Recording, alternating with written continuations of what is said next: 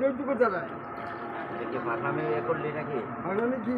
আমার মনে আছে না কেডা আমার পয়সা না আমার কারণ তারা যারা যে কোনো লোক করে দিলে একটা লোকে বানিয়ে গেছে আড়াই লাখ টাকার দাম মূল্য হইব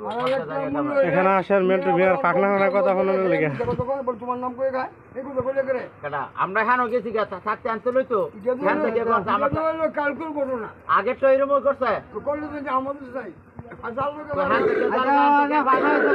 এই দেখো আগে নগদ দিয়ে লাই কয়েক হাজার টাকা পাইব আপনার তো লোন নাই আপনার হিসাব রাখি না খাইছে পয়সা দাও পারে আছে নগদ 110 দিয়ে লাই